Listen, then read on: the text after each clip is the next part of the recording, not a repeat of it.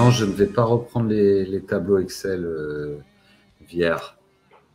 Les airdrops, pour moi, la hype est passée. Et depuis qu'on a des chasseurs professionnels, c'est fini de ramener des gros trophées. Hein. On ramène plus des lions, hein. On ramène des galinettes cendrées. Hein. Donc au final, je prends ce qui tombe. Si je suis éligible parce que j'ai utilisé un truc, je le prends, mais je farme pas spécialement les airdrops. Attends, j'ai vu, il y a des bots et tout maintenant. C'est nimp, quoi. On est rejoint par Samy, salut. Bonsoir, vous allez bien? Salut, ça va, super. Samy, pour ceux qui ne le connaissent pas, du coup, je vais te présenter vite fait, qui est un de nos plus éminents membres qui partage régulièrement autour des actions et de la TradFi sur le Discord. Et grosse plus-value, du coup, et toujours très intéressant à lire. Donc, on est super content de t'avoir parmi nous. Et ça permettra de parler justement un peu de TradFi ce soir. Ah, c'est plaisir partagé. Hein. En tout cas, ce Discord, de toute façon, on s'entraide tous ensemble. Ouais, c'est vrai qu'on a réussi à avoir une communauté quand même qui est à la fois bienveillante et qui petit à petit grandit ensemble. Et c'est ce que je voulais faire au départ. Alors, c'est jamais évident quand tu lances un chat ou un groupe, entre guillemets. J'avais un Telegram aussi à l'époque sur lequel je balançais toutes les news, les vidéos YouTube, etc. Mais au final, je me suis rendu compte que ça apportait pas plus en termes de communication pure. Et c'est vrai que Discord, il y a eu un moment où on était à autour de 30 000 au moment du bull run.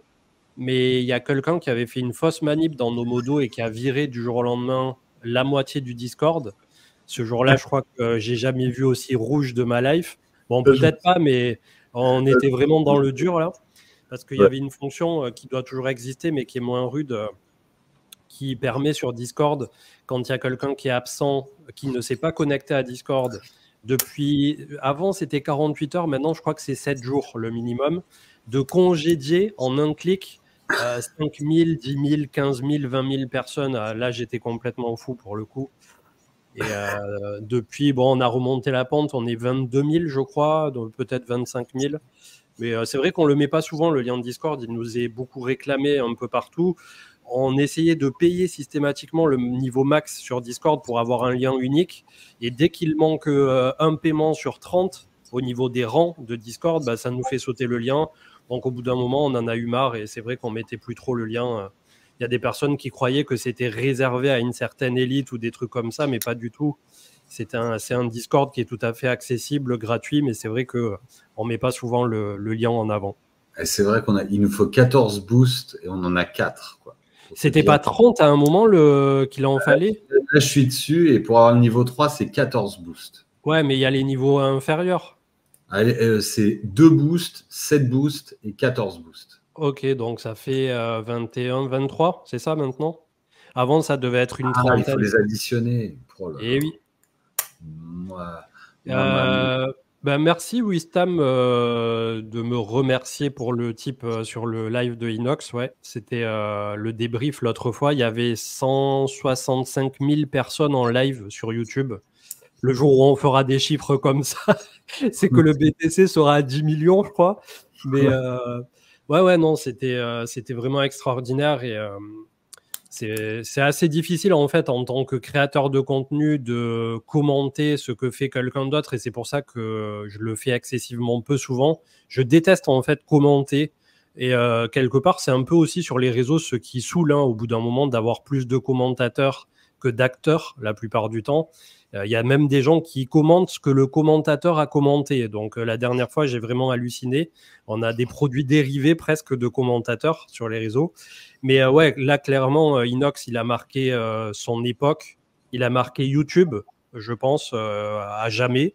Et il a marqué toute une génération. Et surtout, il a réussi le tour de force de fédérer à la fois sa communauté, mais aussi les parents, les enfants, d'amener tout le monde autour d'un sujet qui est un sujet multigénérationnel et qui est un sujet super bienveillant et très positif, d'essayer d'aller de l'avant, de se fixer des petits objectifs ou des grands objectifs, d'avoir des rêves et d'essayer de les réaliser. Et quelque part, on peut tout à fait s'identifier à ça dans la crypto. On gravit notre propre Everest, chacun à notre rythme.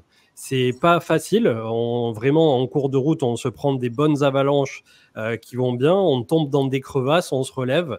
Mais voilà, quand on arrive à survivre suffisamment longtemps, sur les marchés, on finit par en voir quelque chose, un aspect assez positif. Et c'est vrai que les cryptos ne dérogent pas à la règle. Donc voilà. Salut Stengarl qui était venu déjà participer la dernière fois. Super Salut content tout le monde. que tu sois là. Salut. Salut. Il y a des gens qui t'ont reconnu dans les commentaires. Hein. T'as pas une voix qui passe inaperçue. Hein. Eh ben c'est ma foi. Je pensais pas marquer autant les esprits la semaine dernière, mais. Pour répondre à Erratic, non, c'est pas que ça effraie, c'est que ça fait bizarre quand t'es pas public.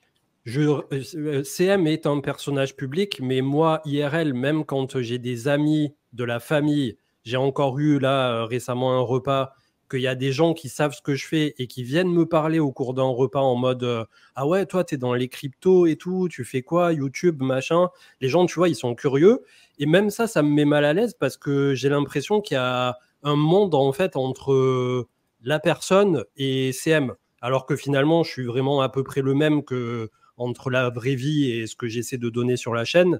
J'ai jamais mis une distance ou joué un rôle.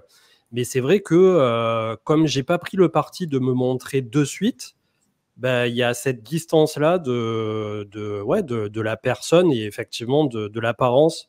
Enfin, c'est très bizarre, hein. C'est un truc à devenir schizophrène un peu. Mais c'est assez bizarre, ouais. Après, petit à petit, plus le temps passe, je me dis, une fois que j'aurai posé totalement les choses de mon côté, que je soufflerai un peu plus par rapport à la crypto, que c'est exactement en fait le cheminement que j'ai dans ma propre vie, que j'essaie de vous donner dans la chaîne depuis ces dernières années, d'essayer d'asseoir un patrimoine et de se dire, ok, entre guillemets, j'ai mis les darons à l'abri, j'ai mis les enfants à l'abri, et maintenant, quoi qu'il arrive, je peux entreprendre et me casser la gueule sans que ça remette en cause tout ce que j'ai bâti autour. Et je pense que c'est à partir de là où potentiellement, je commencerai à participer à des events, je me montrerai un peu plus et voilà, sans chercher pour autant à me montrer pour me montrer. Mais voilà, j'espère que ça répond à ta question. Mais c'est vrai que c'est un passage aussi qui, le fait que je sois un peu connu dans la crypto, entre guillemets, en tant que youtubeur / influenceur pour certains, il y en a plein qui doivent essayer de savoir, qui cherchent, qui se disent pourquoi ils se montrent pas ou des trucs. C'est un peu un truc qui revient souvent en plus, hein, pourquoi ils se montrent pas. J'ai même des fois des gens qui sont venus à moi en mode si tu te montres pas, c'est que tu dois faire des trucs bizarres et tout, ou c'était un peu un postulat, tu vois, négatif de pas se montrer. Mais bon, j'ai essayé de faire les choses chelou, quoi, c'est tout. le plus convenablement possible, tout en ayant bien entendu, comme tout le monde, des erreurs de parcours qu'on essaie de pas reproduire au cours du long terme. Mais voilà, moi, pour le coup, 2021 et tout ça, ça a été mon premier vrai cycle crypto, puisque 2017, j'avais pas vraiment participé et j'ai commencé à mettre des sous en 2018. Et en plus du premier bull run que je vivais impliqué financièrement en 2020-2021, c'était mon premier bull run en tant que CM. Alors que j'avais jamais eu de médias, que j'avais jamais parlé ni en facecam, ni sur YouTube, ni ailleurs. Donc ça a été beaucoup de choses en très peu de temps, à la fois à gérer et à la fois à digérer. Et c'est vrai que c'était pas évident pour le coup. Voilà, c'est comme ça. Bon, il y a James qui dit qu'on s'en fout et que lui veut de l'opium, quoi. Ouais. Là, il n'est pas venu pour non, mais après, c'est vrai que dans la crypto, il y a quand même beaucoup de gens qui ne se montrent pas finalement. Il y a des porteurs de projets, des fois, qui sont pas docs. Il y a des figures assez iconiques du CTEN US qui sont pas docs. Donc, bon, je pense aussi que c'est dans l'ADN de ceux qui défendent l'aspect vie privée, Bitcoin, blockchain, etc., de pas systématiquement chercher à savoir qui il y a derrière. Et on peut prendre l'exemple parfait de Satoshi Nakamoto. Aujourd'hui, ça a l'air de convenir à suffisamment de monde pour croire dans le Bitcoin. Bon, je vais pas me comparer à lui, hein, bien entendu, à lui ou eux. On ne sait pas qui était derrière. Mais voilà, c'est pour faire un peu l'analogie sur ce truc de public, pas public. Et quelque part, contrairement à bon nombre de confrères, entre guillemets, qui cherchent un peu la lumière et à exister pour l'image qu'ils renvoient et ce que le public leur renvoie, un peu, tu vois, comme si tu étais un chanteur ou un acteur. Personnellement, j'ai pas du tout ce truc, cet attrait de vouloir être reconnu ou de chercher à exister pour ça. C'est peut-être aussi parce que par rapport à d'autres personnes, j'ai déjà un certain âge, entre guillemets. J'ai pas non plus 60 ans, mais j'ai eu une vie avant CM. J'ai travaillé relativement jeune. J'ai eu plusieurs boulots, plusieurs vies dans une vie. Et ce qui fait que quand tu as 35, 40, etc., tu vois les choses différemment que si j'avais 20, 25 et probablement que j'aurais montré ma tronche dès le day one et que j'aurais même pas réfléchi et ça aurait été to the moon H24 et voilà, j'aurais fait les choses encore plus voilà, follement et bien que l'aventure de CM a déjà été assez folle sur les 2 premières années à faire un 7 sur 7 complètement déluré et même ça avec le recul, tu vois, j'ai apprécié les 2 premières années. Mais pour l'auditoire, je pense que pour l'auditoire, c'était pas quelque chose de positif d'être autant dans la réaction au quotidien. Et aujourd'hui, je vois d'autres youtubeurs qui le font et je pense que c'est quelque chose qui est assez pas nocif, mais tu vois, trop d'informations tue l'information, trop de contenu tue le contenu. Et malgré tout, ben, quand tout le monde regarde en plein bull run 50 000 vues par jour tes émissions, voilà, tu te sens porté un peu par tout le monde et c'est gratifiant aussi, on va pas dire le contraire. Donc, c'est une belle aventure humaine, c'est une belle aventure de finance, un exemple aussi de technologie émergente. Je trouve ça toujours aussi intéressant. Mais à quand le film CM, ouais, non. la montée du wallet mais pareil, je me demandais 1 ou 2 ans en arrière, enfin non plus 2021, donc ça fait 3 ans maintenant, bientôt 4, quand justement il y a eu ce 2019-2021, je me suis dit c'est pas possible qu'il m'arrive un truc aussi fou, aussi vite, et que ça se passe, tu vois. Et il y a un moment où j'avais envie d'écrire un livre, donc quelque chose qui démontre qu'on peut partir de très bas, puisque je venais de quitter mon boulot en CDI et j'avais investi en 2018 et commencé à perdre 50% de ce que j'avais mis en crypto qui représentait tout mon livret A, toutes mes économies. Donc c'était vraiment une main devant, une main derrière pour le coup. Et à partir du moment où ça a marché, 2020, fin 2020, début 2021, je me suis dit, c'est pas possible, il faut que tu le documentes. Et en fait, maintenant, avec le temps, tu vois, et la sagesse, entre guillemets, est-ce que c'est pas le truc un peu égo trip de te dire, regardez comme j'ai réussi et voilà, donc je suis un peu entre ces deux eaux parce qu'aujourd'hui, là aussi sur les réseaux, je vais pas refaire l'histoire, mais tout le monde est en mode prouveur. Regardez ma belle montre, regardez ma voiture, devinez comment je suis devenu riche, comment j'ai réussi. J'ai pas du tout envie de me mettre dans ce genre de case, quoi. Nous, on a dit qu'on réserverait un zénith pour faire une soirée open bar avec la communauté. Ouais. Bon, je pense qu'on a assez parlé de CM parce que j'ai l'impression là justement de partir en mode ego trip et je déteste ça. C'est pour ça que la plupart du temps on parle pas des personnes hein, finalement, on essaie de rester sur le sujet crypto. Et après donc avoir été rejoint là par Manu, Samy et Stengarl, on a un marché crypto qui aujourd'hui est autour de 2200 milliards.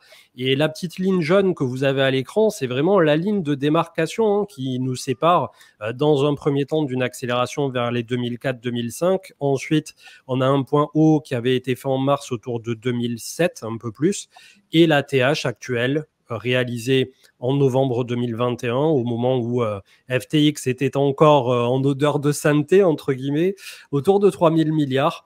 Et là, en termes d'extension de FIBO, ben, toujours pareil, en prenant en compte aussi que chaque cycle est censé être un peu moins frénétique que le précédent.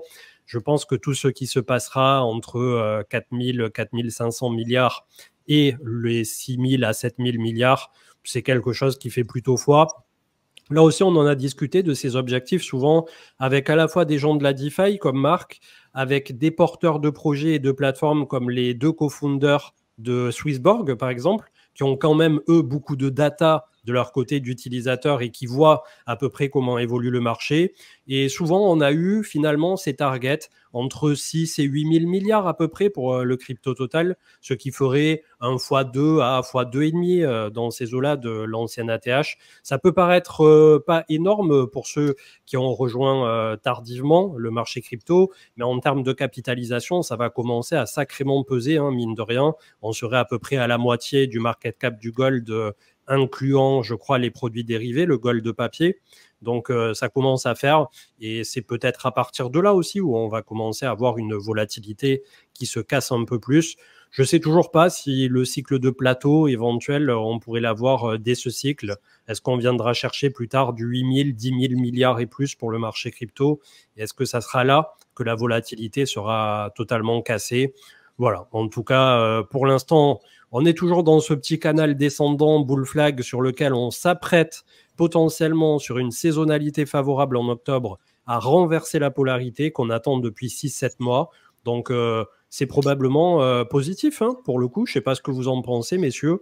Je vais peut-être justement laisser un peu plus la parole aux invités, mais pour l'instant, on est au bon endroit, au bon moment.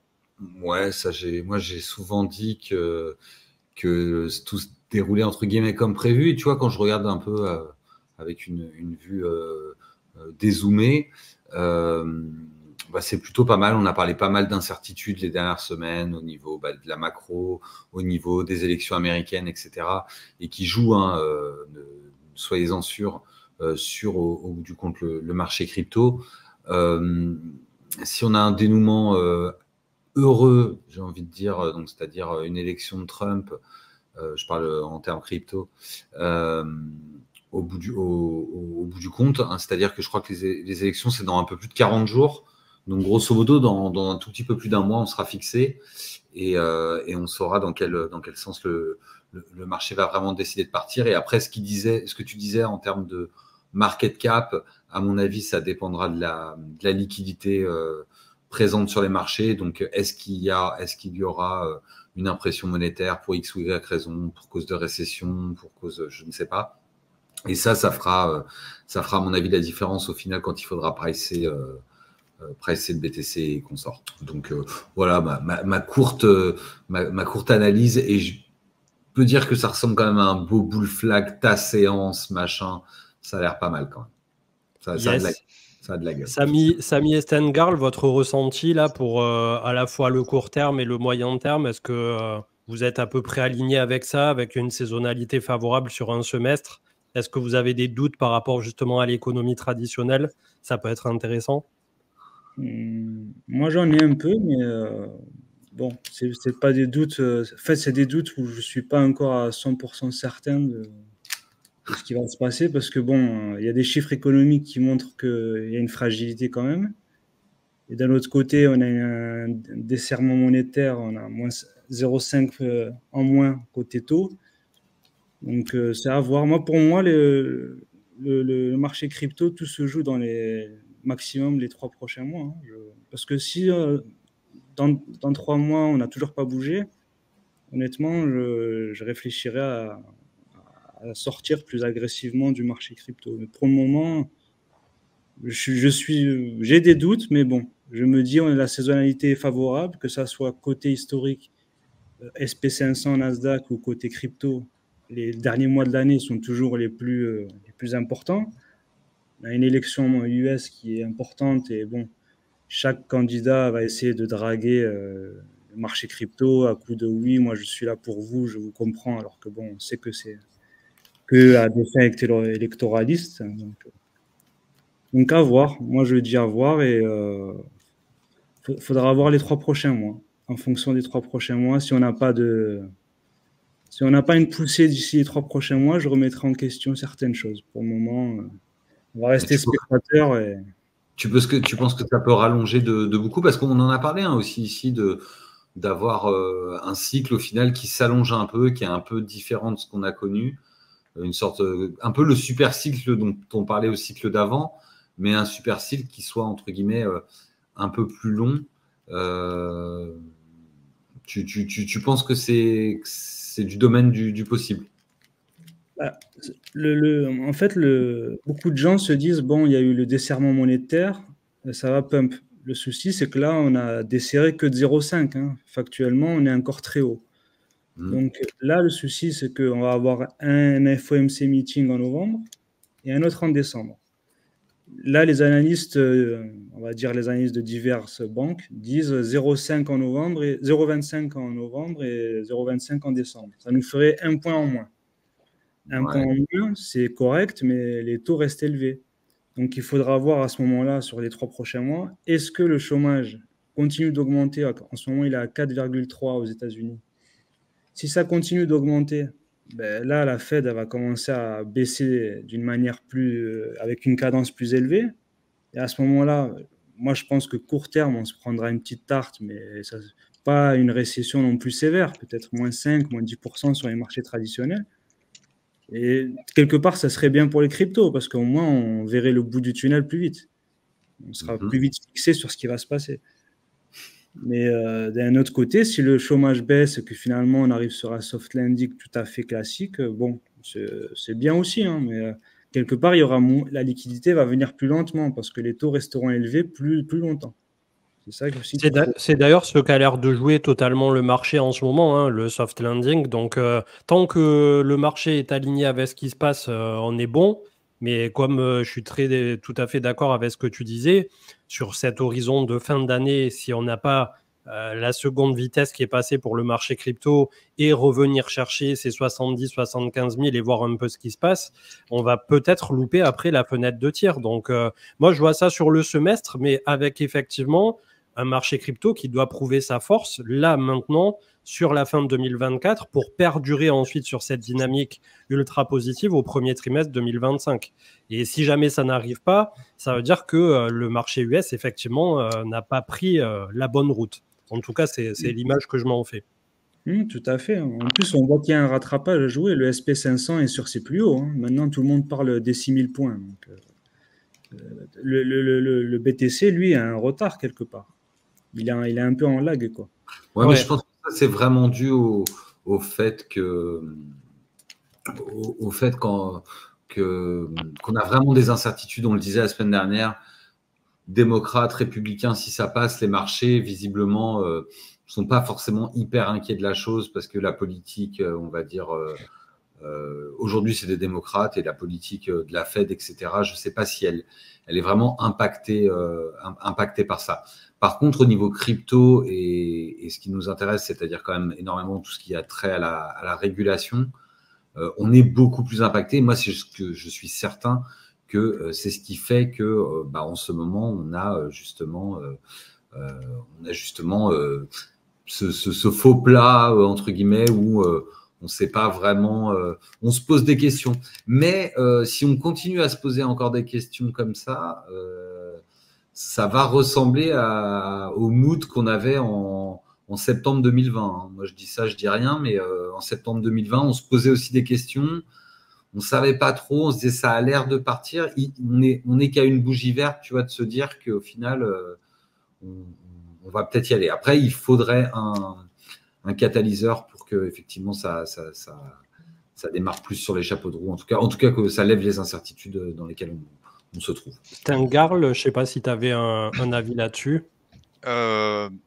Personnellement, mon avis, il est plus concentré sur le marché crypto et je pense surtout à Ethereum en ce moment parce que là, on est dans une situation où il y a de plus en plus de monde, si ce n'est la majorité du monde, qui pense qu'Ethereum est fini. En fait, il y a eu cette situation vers la moitié de l'année 2023 où on pensait tous que Solana était mort et enterré. Et à un moment donné, Solana a fini par rebondir. Je pense qu'Ethereum est un peu dans une situation similaire où en gros, il y a eu la conférence Token 2049 où il y avait énormément de gens sur Twitter qui disaient que tout le monde avait perdu la foi en Ethereum et aussi c'est le fait est qu'il y a quand même un pessimisme qui reste constant, c'est-à-dire que quand les frais de réseau sont faibles, ils disent que c'est pas intéressant. Quand les frais de réseau sont trop élevés, on dit que c'est trop cher. Et, et ouais, quoi, c'est alors que concrètement, concrètement, si on s'en tient aux faits et rien qu'aux faits, bah, pour la majorité de l'activité économique dans la finance décentralisée, c'est sur Ethereum. La plupart des innovations ont lieu sur Ethereum aussi. Donc ouais, enfin, c'est juste mon avis. Vous pouvez, enfin, je serais ravi de connaître votre avis aussi, mais le pessimisme est trop important vis-à-vis d'Ethereum pour que ce soit pour, pour, pour que ce soit le scénario qui est en train de se produire. Enfin, Et d'ailleurs, avec un Ethereum qui petit à petit retrouve entre guillemets une stabilité, on va pas encore parler de force parce qu'on n'y est pas. Il faudra avoir un ETH BTC qui remonte un peu plus haut. C'est peut-être les premiers signes de quelque chose, mais on part de tellement loin là, face à BTC en tout cas que voilà. Mais on assiste depuis quelque temps aussi un peu à la résurgence de la DeFi, notamment avec AV. Et est-ce que vous pensez que c'est justement ce qui avait pris plus cher plus tôt que le bear market général au cycle précédent qui va permettre peut-être de relancer la machine et sur des bonnes prédispositions, puisque on sait désormais que c'est des dossiers solides sur lesquels on peut s'appuyer. Et là, on n'est plus du tout dans l'attrait pur spéculatif du départ. On est sur un pricing qui, justement, prend en compte les cas d'utilisation réelle. Et à ce jour, il y a assez peu. On avait encore ce débat ce matin sur le Discord. D'ailleurs, c'est marrant d'en parler. Il y a beaucoup de gens qui sont ultra fans de Taobi Tensor. C'est un fait sur ce cycle. Et en fait, c'est quelque chose qu'on a vu passer ces dernières années un nombre incalculable de fois avec une fanbase qui vraiment est prête à mourir avec son bac de Taobi Tensor. Ça met le logo, le sigle dans le pseudo sur Twitter. Enfin, c'est exactement ce qu'on avait vu à l'époque avec ERD avant que ça s'appelle IGLD pour Elrond et ce qu'on a vu par la suite avec Terra Luna et tous ceux qui avaient qui croyaient éperdument en ce projet. Donc le but, c'est pas de dire que ça suivra le même chemin ou quoi que ce soit, mais c'est des motifs qui, d'un point de vue humain, psychologique et hype, on voit revenir très régulièrement sur le devant de la scène. Et c'est là où c'est difficile, dans ces moments-là, de garder un discours cohérent et à peu près neutre sur ce qui est en train de se passer face à des gens qui veulent voir le bac dans lequel ils ont investi, peut-être à juste titre, hein, on n'est pas là pour en juger, mais avec des targets de prix qui sont complètement mirobolantes, chose qui, si le marché d'un seul coup price Taobi Tensor dans la stratosphère, ben, félicitations à eux. Du moment que quelqu'un réussit à vraiment retirer quelque chose du marché, ben, il n'y a pas de jugement de valeur. Si c'est dans les mêmes coins, eh bien tant mieux. Si c'est Taobi Tensor, tant mieux. Si c'est Bitcoin, bah, pour la plupart, c'est encore mieux. Mais voilà, il y a un truc en fait où c'est difficile de scinder le côté pur investisseur rationnel. Comme on disait à l'époque, bon père de famille, mais c'est même pas tout à fait ça là. Et le côté supporter de foot, où on est prêt à brûler son maillot pour son équipe favorite et à faire les folies les plus incroyables jusqu'à se laisser mourir avec son portefeuille. Et c'est quelque chose que là aussi on a pu observer de façon brutale pour Terra Luna, mais de façon un peu plus coolée, entre guillemets, par exemple. Et je ne dis pas qu'aujourd'hui, elles auront des morts. Je prends pas l'exemple parce que, justement, c'est un token qui est monté très, très haut, qui a connu une grosse hype, gros attrait communautaire, qui est toujours là, mais qui, par rapport à son ATH, a perdu énormément. Et donc, à l'époque où Elrond s'appelait encore ERD, c'était à peu près le node au début, quand ils ont sorti le staking, $2500, peut-être 2800 de ERD. Ce même nœud, pour ceux qui avaient fait l'effort de mettre $2500 et de croire dans Elrond au départ, ça valait plus d'1 million de dollars au top. 2005, 1 million. Il y a des gens qui ont fait cet effort de mettre 2500 balles sur la table à un moment où ils n'avaient pas forcément des capitaux monstres. Hein. C'est des gens, ça pouvait être des primos investisseurs sur Elrond. Ils ont vu s'afficher un demi-million, 800 000, 1 million, peut-être même plus d'1 million, ils n'ont jamais vendu. Et aujourd'hui, ils sont revenus peut-être pas à leur 2005 de départ, mais peut-être à 5 000, à 10 000, ou voilà, quelque chose dans ces eaux-là. Donc, c'est vraiment là où, pour ma part, quand je vois des gens commencer à s'extasier avec un seul projet, un seul token, parce que tout le monde a les yeux rivés dessus et parce que le truc empile des bougies un peu plus verticales que ce qui est en train de se dérouler en moyenne sur le marché crypto, voilà, c'est là où on essaie toujours d'être un peu plus raisonnable. Ça fait un peu discours paternaliste et il y en a qui nous le reprochent aussi après en mode vous avez déjà gagné au cycle précédent, vous vous en foutez que nous aussi on gagne, etc. C'est pas du tout ça.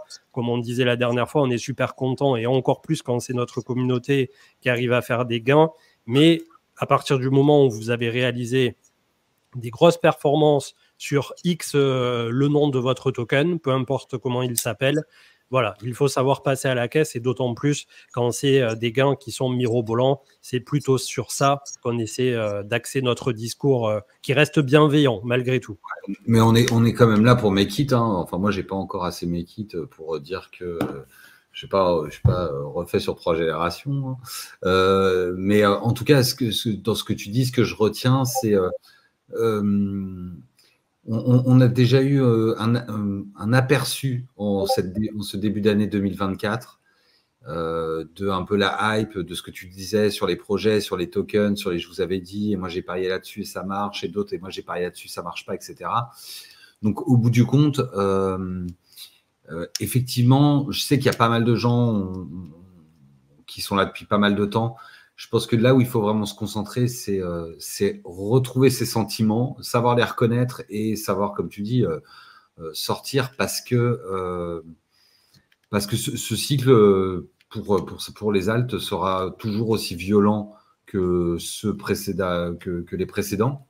Donc les alts continueront à faire entre moins 80 et moins 99,9. Donc ça, c'est certain. Tout à Obin Sensor ou ce que tu veux. Hein, et je juge même pas la qualité des projets. Je pense qu'au bout du compte, la plupart du temps, ça n'a même pas réellement d'importance. On l'a vu avec, tu vois, je vois les Road to 1K pour AAV, etc. Mais AAV, ça ne l'a pas empêché de reperdre encore énormément par rapport, de reperdre 90% alors que le projet n'a fait qu'évoluer.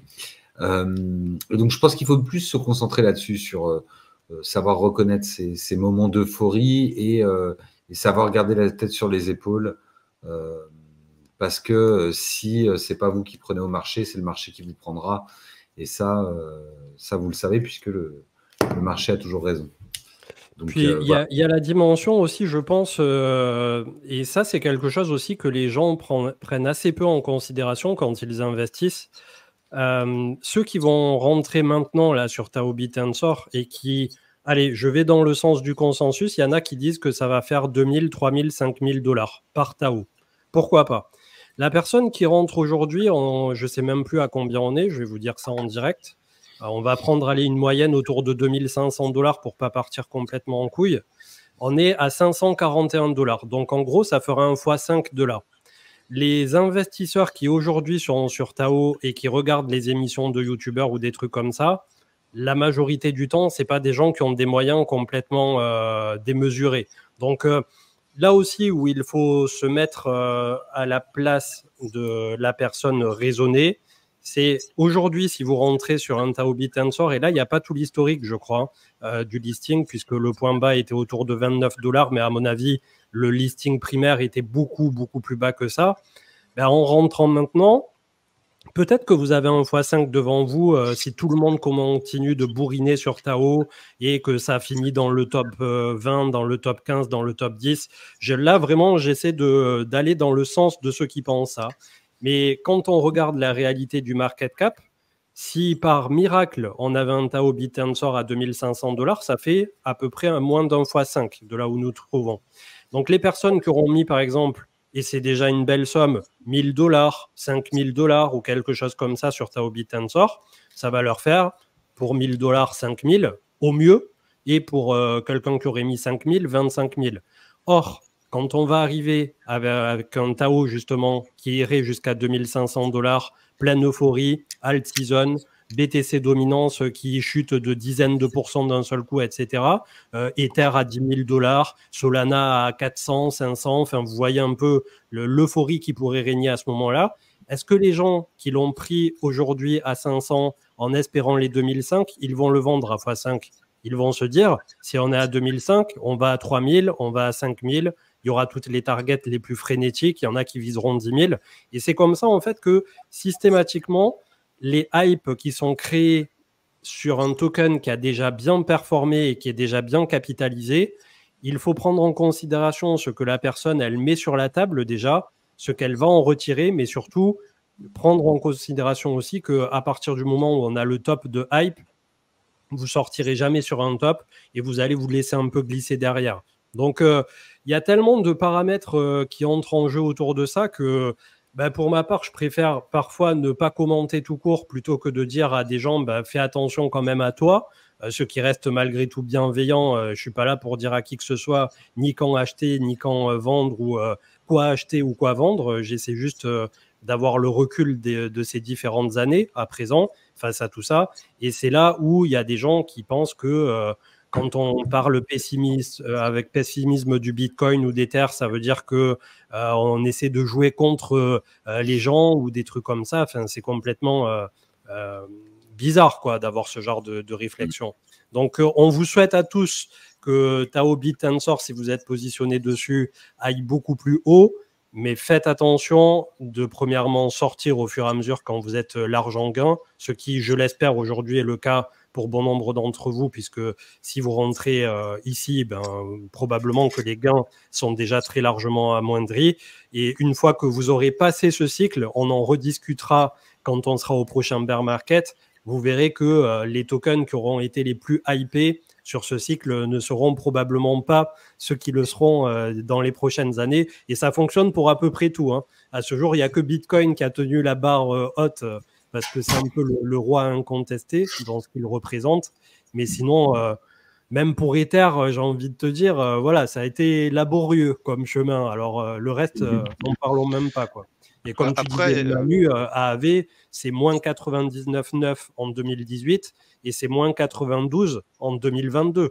Donc, catastrophique aussi en termes de drawdown. Après, la question que je me pose personnellement, c'est est-ce qu'on a des données qui justifient une montée de Bitensor comme celle-là? Parce que en vrai, là, c'est quand on regarde la capitalisation de Bitensor, on doit être à 4 milliards là environ. Donc, en fait, si tu veux, voilà, ce que je suis en train de me poser comme question, c'est est-ce qu'il y a une activité économique réelle qui est en train de soutenir ce projet-là? Parce que en fait, c'est ça. S'il y en a, effectivement, ça se justifie. Mais s'il y en a pas, on est prêt. On est prêt pour une sacrée descente. Le truc, c'est. Alors, je suis pas un spécialiste de Taobit Tensor. Attends, je vais regarder vite fait un peu plus de données parce que j'ai pas trop étudié le truc, mais de ce que j'en sais dans l'absolu, c'est qu'il y a du stacking. Qu'on a une supply circulante, là, je vois de 7,3 millions sur 21 millions. Donc, on a quand même une supply qui est pas énorme en termes de tokens. Et après, tout est une question de liquidité. Donc, c'est-à-dire que si on a beaucoup de tokens qui sont stackés, qu'on a peu de tokens qui sont disponibles à l'achat et à la vente, forcément, on a des prix qui montent assez vite. Et ils montent aussi vite qu'ils descendent le moment venu. Donc, en vrai, ce genre en tout cas de protocole, j'imagine qu'ils inventent un modèle économique.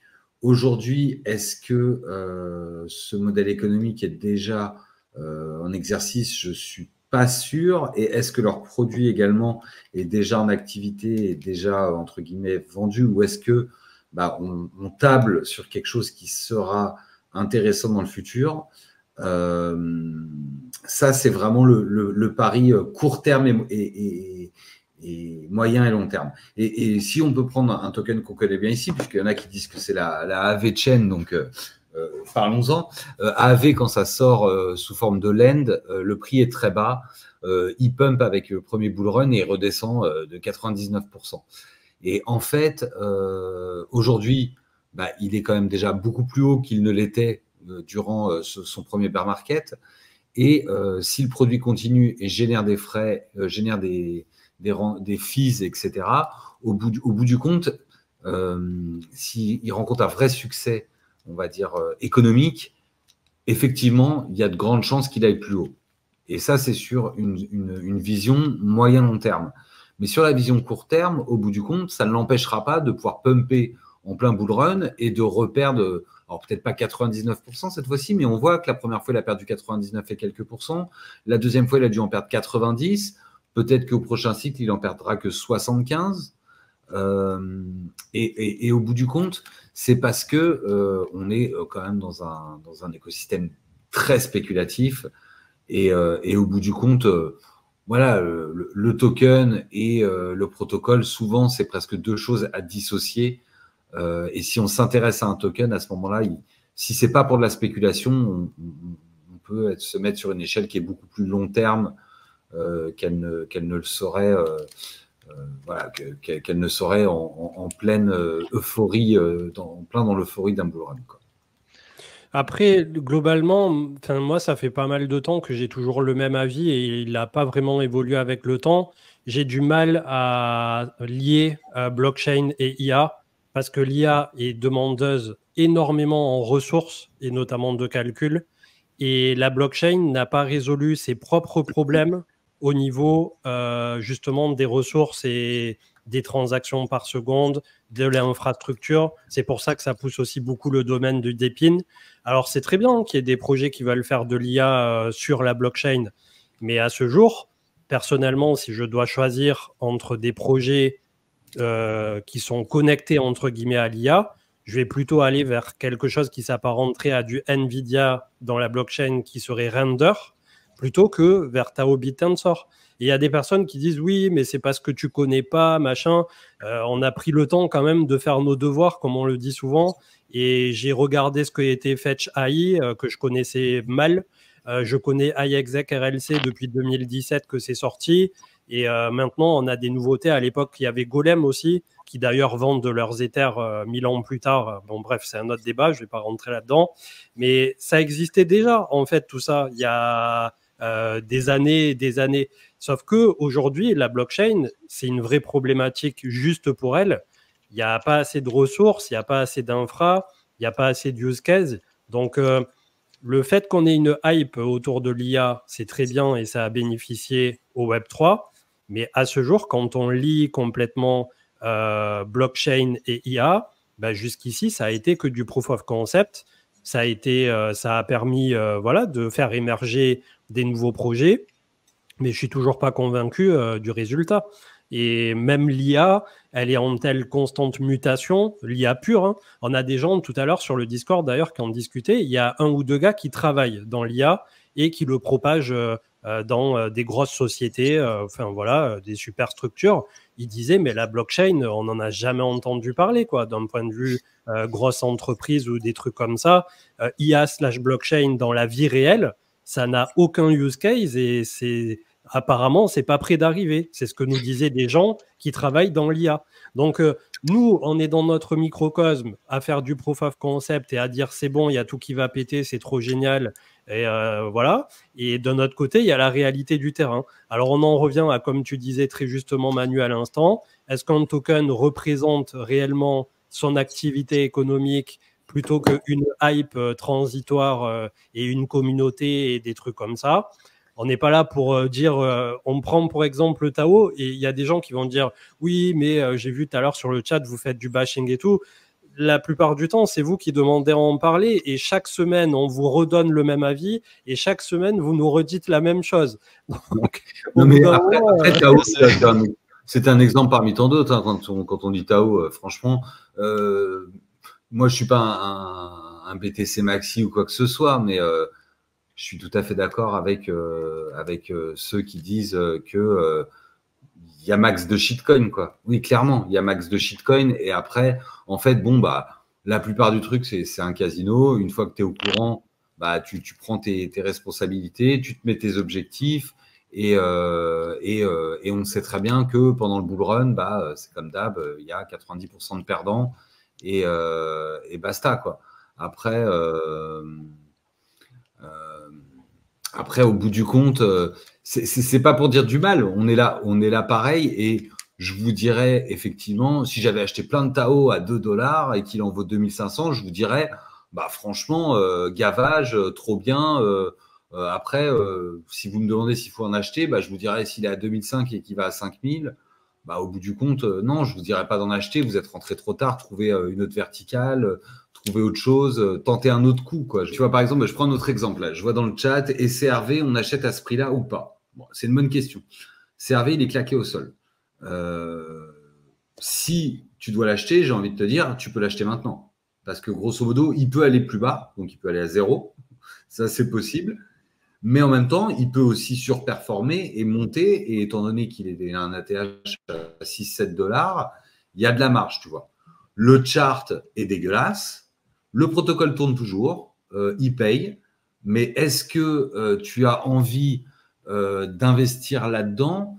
Moi, je ne pourrais pas te dire personnellement mets la maison ou quoi que ce soit. Mais en termes de bull run, quand ça part en bull run, le bull run, c'est débile. Et est-ce que si on part en bull run réellement, le CRV, il n'atteint pas les 1 $ ou les 2 $? Moi, j'y crois pas. J'y crois pas. Bien sûr qu'il atteint les 1 ou 2 $. C'est clairement le cas. Après, j'ai pas de boule de magie, j'ai pas de boule magique, je peux pas te dire. Mais bon, tout ce que je sais, c'est que quand je regarde on-chain, les fondateurs, il en a quasiment plus parce qu'il s'est tout fait liquider. On voit bien qu'il s'est bien fait liquider tout du long. Donc voilà. Et puis, et en même temps, on a tu vois, typiquement, de mon côté, c'est le genre de chart qui, si ça peut se jouer d'un point de vue spéculatif pur et dur, jamais je rentre là-dessus, moi. Jamais. Oui, le chart, il est dégueulasse. T'as pas du tout envie de rentrer dedans. Regarde, il casse sa résistance de Ever, il retape dessus. Normalement, la voie qui suit, c'est vers le bas, quoi. Après, moi, pour en farmer encore du CRV, je les vends pas. Donc, je les vends pas, c'est mon choix. Je me dis, ça peut toujours remonter. Si ça remonte pas, tant pis. C'est la vie. Mais effectivement, j'en ai assez pour pas en acheter. Et d'un autre côté, le play était de les faire travailler. Donc, ce que j'avais dépensé pour en acheter, bon, je suis à peu près break-even au final avec ce que j'ai gagné, ce que j'avais investi et ce que j'ai gagné pendant plus de 2 ans à les faire bosser. Donc, tu vois, il y a ça aussi. C'était pas un token qui rapportait rien. C'était un token qui, en bear market, rapportait toutes les 2 semaines. Il rapportait son petit pécule. Donc, c'était pas inintéressant, tu vois. Après, en termes spéculatifs, c'est pas le plus beau chart. Donc, non, clairement. Forcément. Mais après, moi, comme ça fait 2 mois ici qu'il y a eu du volume à partir du moment où ça a bien liquidé. Et c'est ce que tu disais, hein, mais franchement, si je peux comprendre l'attrait spéculatif de ceux qui font du trading et qui probablement vont jouer le breakout ici des 35-36 centimes pour à minima récupérer 1 x2, x3, etc., je peux tout à fait comprendre. Par contre, si tu joues de x50, voilà, c'est mort. Le fait que ça a été autant dégradé, pour moi, c'est un red flag et je ne rentre pas là-dessus, quoi. Je veux dire, pourquoi aujourd'hui, en tant qu'investisseur, j'irais me faire mal sur CRV quand on voit, par exemple, que AAV est beaucoup plus serein sur la base qu'il a créée, tu vois. Et pour autant, peut-être que je me trompe et que à la Après, fin il y a des trucs qui changent, tu vois. Par exemple, l'inflation de CRV, elle est importante, mais elle est passée, elle a énormément diminué, puisqu'elle a dû passer, je n'ai pas exactement les chiffres en tête, mais elle devait être aux alentours de 23% avant le mois d'août, et là, on doit être aux alentours de 6%, quelque chose comme ça. Donc, déjà, l'inflation a beaucoup diminué au niveau du protocole. Mais en soi, est-ce que c'est suffisant pour décider d'y aller? Je sais pas, tu vois. Mais il y en a qui te diront c'est exactement le même délire, c'est exactement le même shitcoin que Tao ou que Fetch ou machin. Mais à la différence, c'est que c'est pas les mêmes narratifs. C'est-à-dire que Tao machin, il est dans une narrative IA, etc. Donc ça va peut-être avoir plus de chances de partir. Peut-être que les multiples ont déjà été faits. Mais dans l'absolu, oui, CRV, c'est pas son premier bull run. bon, il faudrait vraiment qu'il y ait quelque chose qui marche. Après, sincèrement, Curve en bull run, ça imprime sévère, quoi. Donc, ceux qui ont du CRV, ils ont toujours intérêt à en avoir parce que ça imprime gravement, quoi. Et ça paye. C'est vraiment ce que je dis. Quand je dis ça imprime, ça paye toutes les semaines. Toutes les semaines, ça paye. À ce moment-là, si tu es vraiment long terme et que tu sais que le protocole il est là pour rester, c'est un play différent. Tu joues pas le x50, tu joues le x2, x3, x5 sur 2, 3, 5 ans, sachant que c'est un protocole qui a déjà 5 ans, donc il est encore là. Est-ce qu'il sera là dans 5 ans? Je n'en sais rien. Mais en tout cas, il y a toujours du travail qui est fait dessus, une équipe qui est compétente. Et donc, tu vois, c'est toutes ces choses-là qu'il faut mettre bout à bout pour choisir au final si tu fais un investissement court terme, gambling, je surfe sur la narrative et je sors au bon moment pour prendre mes gains, ou j'investis sur un truc où au final, bon, bah, tu vois, parce que même CRV, au final, le meilleur moment pour investir, c'est maintenant. C'était pas en bear market, bizarrement. Mais ça se trouve, ouais, c'est là où c'est assez difficile de jauger correctement de toute façon d'un cycle à l'autre. C'est ce qu'on avait dit l'autre fois avec Matic, Polygon, où pareil, ça s'est révélé être décevant tardivement. Alors que 2 ans en arrière, tout le monde n'avait Dieu que pour Matic. Donc, assez complexe de traverser les âges tout en restant justement sur un rail où on essaie de petit à petit asseoir des positions. Et à ce jour, c'est sûr que nous aussi, on ne va pas aller chercher trop de risques sur trop d'altcoins ou des trucs comme ça, mais j'essaie toujours de me mettre à la place aussi de si je devais investir aujourd'hui avec les 10-15 000 que j'avais mis en 2018. Si j'avais les connaissances que j'ai aujourd'hui, voilà, c'est pas des charts comme ça dégradés qui me donneraient envie, mais d'un autre côté, je peux comprendre l'attrait pur spéculatif. C'est après chacun fait comme il veut. Ce genre de graphe, oui. Si ça repart à 6 $ et que tu l'as acheté 30 centimes, il est beau, tu vois, ton trade. Ouais, mais ça repartira pas à 6 $. Hein. Bah non. Enfin, l'historique montre quand même que les tokens du BR précédent ont du mal à performer au suivant. Clairement. Oui, mais souvent, la seule différence en comparaison avec cet exemple précis de CRV, c'est que la plupart du temps, on a des protocoles qui ne reperforment pas parce qu'en fait, les protocoles sont juste morts, en fait. Donc, c'est un peu normal, tu vois. C'est-à-dire que soit ils sont morts parce qu'ils n'ont pas su se réinventer, ou la proposition de valeur qu'ils avaient n'a pas fonctionné et n'est plus d'actualité, soit ils sont carrément laissés à l'abandon. CRV, par exemple, ça n'est pas le cas. Après, qu'est-ce qui justifierait le fait que son prix explose? C'est plutôt ça les questions qui font se poser. Et peut-être qu'au final, il n'y a pas de réponse à cette question aujourd'hui. Il faudrait une grosse nouveauté côté roadmap ou de ce genre de choses. Oui, parce que même le stablecoin qu'ils ont sorti, il a été très bien accueilli, etc. Mais il représente plus de la moitié des fils du protocole aujourd'hui. Mais en soi, ça n'a pas eu d'effet sur le token. Après, j'ai pas été voir les revenus sur Curve depuis un moment, mais il y en a un aussi dont on entend très peu parler sur l'écosystème FR européen, etc. C'est Tron TRX, et pourtant il a une jolie trend au long terme. Donc c'est beaucoup plus utilisé côté asiatique, notamment en termes de blockchain. Et aussi, parfois, j'avais entendu dire, sans le vérifier moi-même, mais je pense que c'était des gens relativement au courant justement de ce qui se passait pour prendre ça pour argent comptant, au moment où la Turquie a connu toutes ces déboires, notamment comme en Amérique latine et tout ça, face à l'inflation monstre. Apparemment, beaucoup de locaux, notamment en Turquie, convertissaient leur paye directement via TRX en USDT ou des trucs comme ça pour justement pallier à tout ce qui était en train de se passer d'un point de vue monétaire dans le pays. Donc, grosse utilisation apparemment du réseau. Je ne sais pas si vous avez plus d'infos. La trend est pas mal. C'est sur combien de temps? C'est longtemps, c'est en weekly. Ouais. Là, on remonte à 2018, le début du chart. On est sur l'ATH du tronc, Ever. Ouais. C'est très impressionnant, sachant que je sache, ils n'ont pas de la défi. Ils ont de la défi. C'est pas exceptionnel côté défi comme ETH ou Solana, quoi. Ils ont un peu de trucs, mais bon, après, c'est toujours Justin qui fait joujou avec ses milliards. Ouais.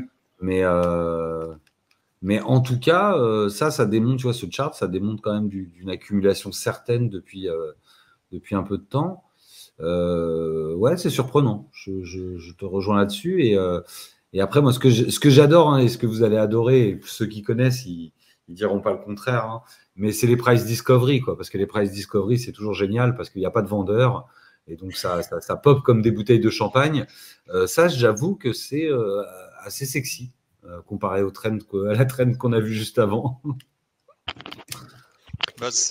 Justement, par rapport à Curve, il y avait Rechtman qui avait dit un truc dans le chat très intéressant, c'est que il y a en fait, Curve a quand même plusieurs concurrents et notamment Vélodrome sur Optimism et Aérodrome sur Base.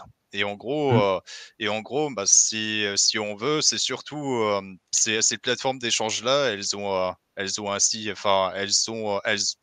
en tout cas, elles suscitent beaucoup d'enthousiasme en ce moment et c'est certainement.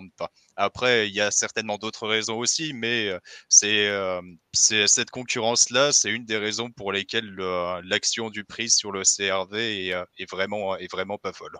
Oui, puis il y a aussi une question technologique, c'est-à-dire que la plupart des gens avisés vont utiliser des agrégateurs de DEX ou des agrégateurs d'agrégateurs de DEX. Et au final, si c'est pas Curve qui a le meilleur prix, au final, le swap ne passe pas par Curve. Et donc, effectivement, s'il n'y a pas les revenus qui vont bien avec, et effectivement, ça ne vous donne pas envie spécialement de détenir le token. De détenir le token. Et j'ai pas été étudié effectivement sur les chaînes où il y avait Aérodrome, Vélodrome versus Curve, ce que ça donnait. Mais effectivement, s'il y a un gros décalage et que c'est l'un qui phagocyte l'autre en termes d'utilisation, ça peut expliquer effectivement la non-hype sur le prix. En fait, sur Base, je crois qu'il y a 80% des volumes d'échanges qui sont réalisés sur Aérodrome. Donc c'est quand même assez impressionnant. Alors tout de même, faut quand même appeler à la prudence parce que même si Vélodrome et Aérodrome sont très populaires ces temps-ci, on a dit il y a une dizaine de minutes que c'est rare que les tokens vieux de plus d'un cycle refassent une performance identique dans le futur. Donc, oui, puis ce que tu as oublié de dire aussi, c'est que le programme de farming qui va avec est assez monstrueux. Et bon, je ne suis pas spécialiste de la chose, je les utilise pas trop, mais en soi, ça incite aussi à faire du volume sur ce genre de DEX. Donc, c'est comme tous les DEX, hein. Dès que ça imprime, tout le monde. Ça rush très bien, quoi, des fois, tu vois. Je me rappelle à l'époque, on avait côté écosystème Cosmos, on avait Osmosis qui nous faisait du 100%. On était tous dessus, mais là maintenant, c'est beaucoup moins sexy, quoi. C'est ça. Et ça, c'est c'est vraiment la différence de play long terme, court terme. Je ne sais pas ce que fait l'action de prix du token aéro ou vélo, mais à mon avis, je suis pas certain que ce soit des tokens qu'on achète. C'est plutôt des tokens, à mon avis, qu'on farm et qu'on dump. Tu vois, assez d'accord avec toi sur ce coup-là. Je pense que si on est, ça vaut pas vraiment le coup de les acheter juste pour l'upside. Ouais, voilà, c'est ça. Donc il faut prendre tout ça en considération et à ce moment-là, effectivement, se faire une idée un peu plus là, on a un beau chart là. précise. Ouais, c'est Nir qui est pas dégueu, qui nous pousse un petit 14%, comme les 3 top performers du jour, dont aussi le GHST avec Gochi, parce que c'est sur news, Binance va le lister dans les futurs, je crois, ou quelque chose dans ce style. Ah, il est temps de vendre. Ouais, donc voilà, il y en a quelques-uns. On voit que AAV est fort face au Bitcoin aussi. On a Celestia qui reprend pas mal depuis le point bas. Mais bon, c'est toujours dégradé aussi, Celestia. Il faut attendre encore un tout petit peu, je pense, pour bien valider. Il y a des gros unlocks qui arrivent là. Ouais, c'est ça qui est aussi un peu flippant avec tous ces trucs qui sont déjà bien valorisés, qui ont connu des hypes de listing. Malgré tout, après, Celestia en tant que projet fondamental, là, pour le coup, pur et dur. Et d'ailleurs, j'aurais adoré y rentrer en amont, tu vois, du projet, mais c'était assez fermé. Et clairement, voilà, ça faisait partie des projets qu'on attendait. On en avait parlé 2 ans en arrière, je crois, quand c'était à l'étape de genèse de tout ça. C'est clairement un des layers assez importants au niveau technologique. Et c'est normal que ça soit pricé, mais est-ce que c'est pas trop pricé? Voilà, c'est aussi après, bon, tous ces projets, on l'a vu aussi avec Starknet qui était très capitalisé. C'est compliqué avec les VTs au milieu, les unlocks, comme tu dis, pas simple. Après, Tia, ouais, le problème, c'est que bon, il est pas tout seul. Quand il est monté à 21, il n'y avait que lui dans sa narrative. De la data availability, il n'y avait que Celestia. Maintenant, on a Avail, le projet qui a été créé par les fondateurs de Polygon. Et on a aussi EigenLayer qui aussi se rentre dans la partie. Donc, maintenant, ça va être une guerre au niveau des coûts, quoi. Qui va être le moins cher. Donc, Après, il y a ça aussi, tu vois, c'est que plus tu fais. Enfin, moi, je pense qu'il y a aussi un problème, c'est moins cher, tu vois, mais comment tu vis après? Et le problème également, c'est que moi, j'ai connu le problème dans un autre domaine, mais quand tu veux faire du moins cher, il faut faire du volume. Et aujourd'hui, les blocs, il y a beaucoup de blocs qui sont vides, quoi, grosso modo, sur pas mal de blockchains. Hein. Ça manque de DApp, ça manque en fait. On a beaucoup. Cette dernière année, je pense, cette dernière année et demie, on a beaucoup privilégié les infrastructures. Donc, tu parles de TIA, il y a eu plein d'infrastructures, des layers 2, etc., qui ont été poussées, etc. Mais au bout du compte, on fait tourner quoi dessus, tu vois? Et le problème, à mon avis, il est aussi là, c'est que c'est pas si simple de faire tourner des dApps aujourd'hui et que si on veut utiliser de la techno blockchain, etc., il faut des use cases et il faut des protocoles qui soient utiles. Et aujourd'hui, on est un peu le cul entre deux chaises entre des infrastructures qui sont surdimensionnées par rapport à l'activité. Alors, je ne parle pas d'Ethereum, mais ou en tout cas, quand ça commence à pousser un peu, elles sont quand même sous-dimensionnées. Tu vois, il n'y a rien qui va. Grosso modo, il n'y a rien qui va. On a trop de consoles et pas assez de jeux. Road to zéro, voilà, comme dit. On a trop de consoles et pas assez de jeux, quoi. C'est vraiment terrible. Parce que autant le nombre de layer 2 et de blockchain qui existent, c'est pas ça qui manque, mais la vraie application qui amène vraiment du monde dans la blockchain, on n'arrive pas à la trouver pour le moment. Ouais. Après, AV, je sais qu'on y revient souvent, mais quand on voit Trump qui va lancer son propre marché, etc., on commence à se dire qu'il y a des débouchés qui vont être faits. Après, on a toujours le problème aussi de la jeunesse, hein, des hacks, etc.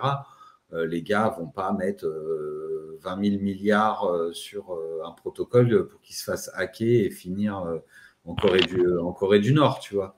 C'est pas l'idée non plus. Donc c'est quand même pas si simple, mais je suis d'accord avec toi, beaucoup de consoles, assez peu de jeux, et au bout du compte, c'est un petit peu décevant, mais c'est pas grave, on est encore early, en vrai.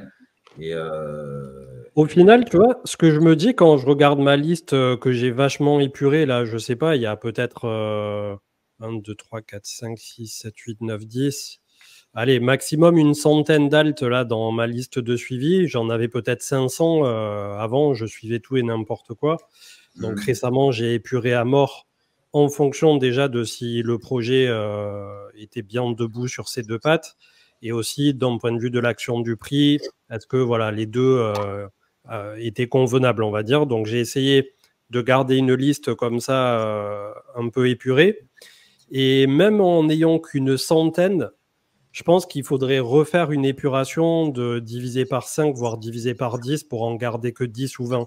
Et en fait, plus le temps passe, plus je pense qu'on perd énormément d'énergie, de temps, de mental, d'argent à essayer de se dispatcher dans tout et n'importe quoi, plutôt que d'essayer de travailler à fond 5 ou 10 dossiers et d'être vraiment aligné et vraiment sûr sur ce dans quoi on investit.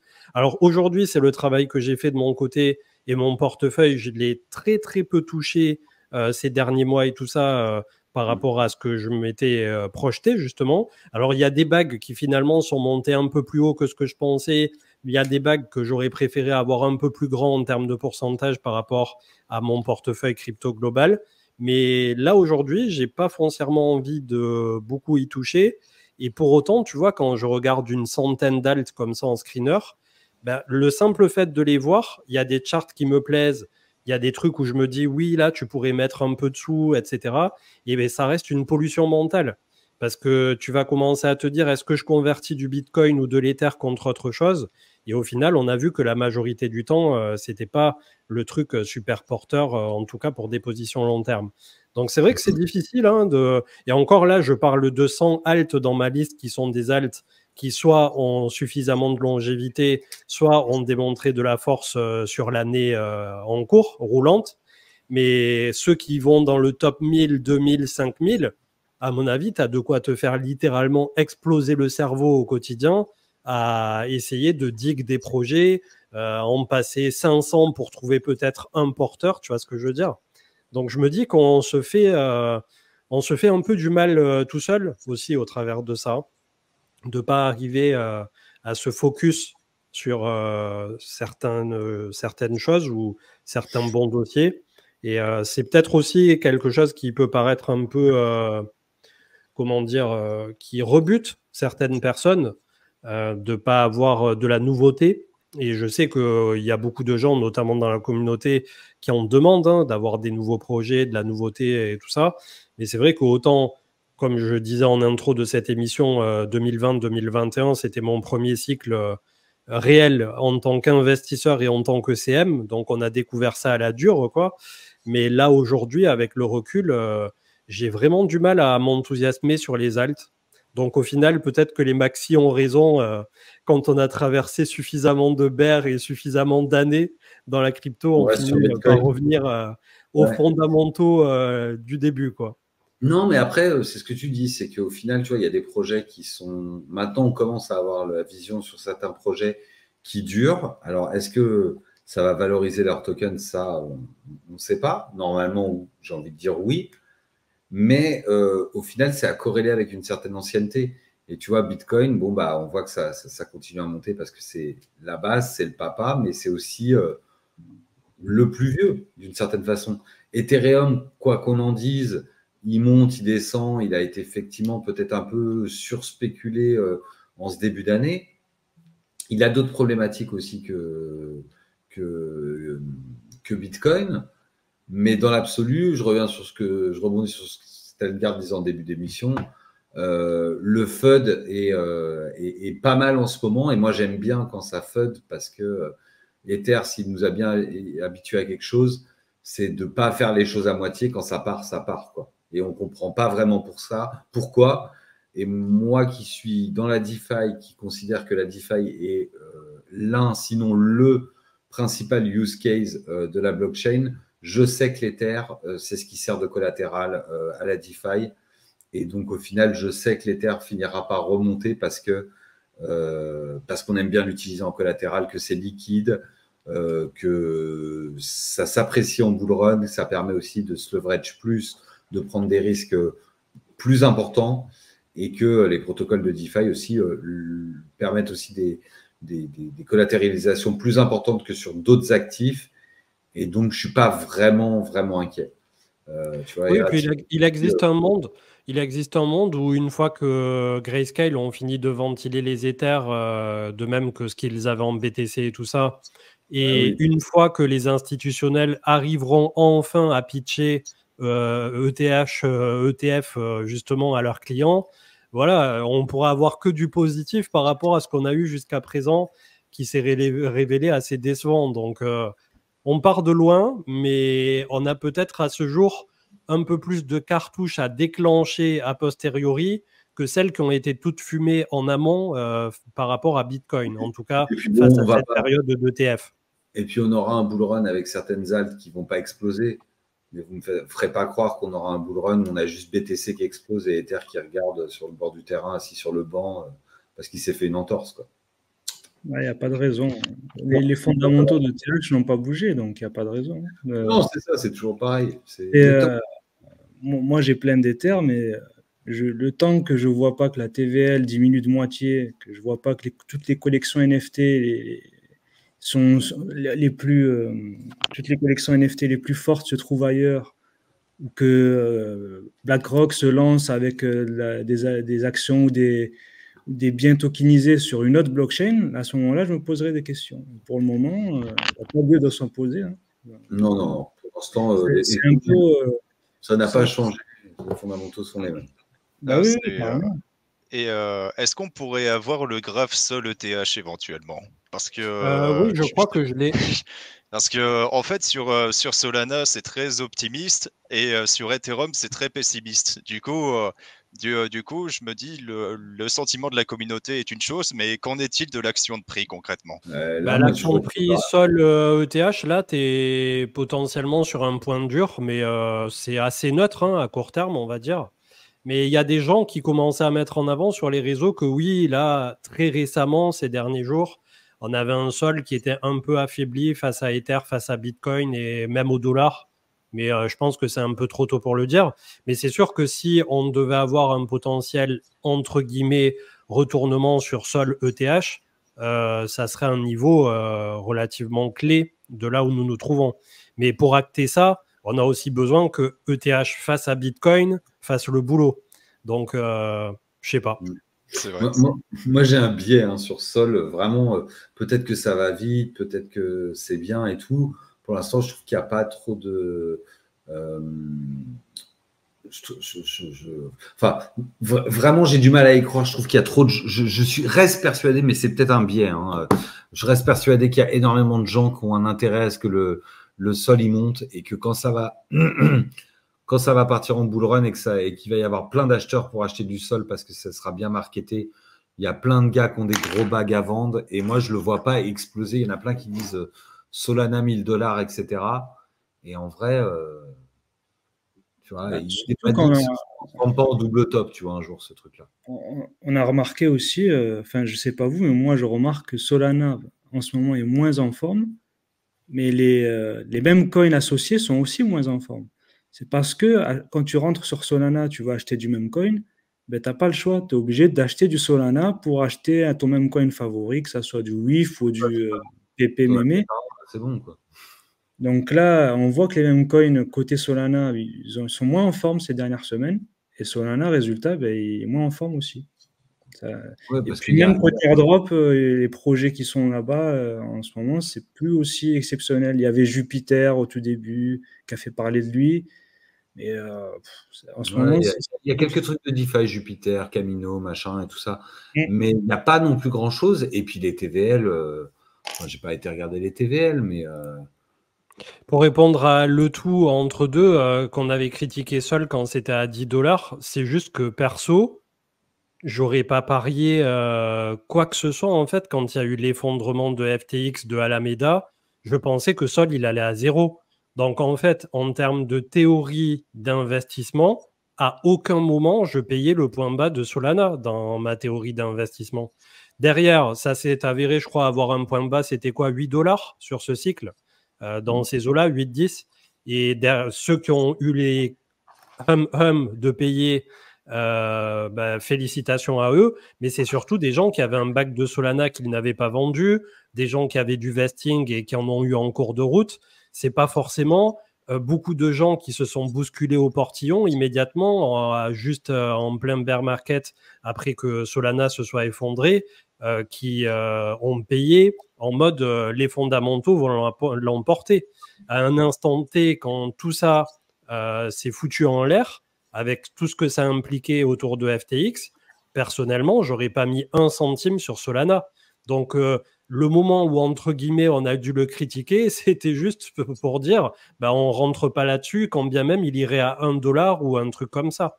C'était plus sur la thèse d'investissement qui, en fonction de ce qui était en train de se dérouler, nous paraissait complètement pas réaliste ni quoi que ce soit. Ouais, mais c'est vrai que c'était dur de mettre de l'argent à ce moment-là. Hein. Franchement, il fallait avoir des... J'aurais même pas mis 500 ou 1000 balles en mode perdu pour perdu. J'en étais là, hein, vraiment. Pour moi, Solana, ça allait à 0. C'était Terra Luna, ciao, bye. FTT, quoi.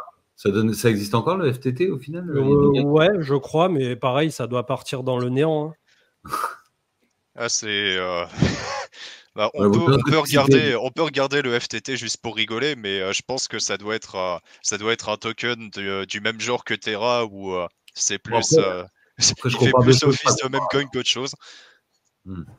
Ouais, c'est pas comparable après, parce que FTT, c'était vraiment FTX, alors que Solana, c'était un investissement de SBF, mais au bout du compte...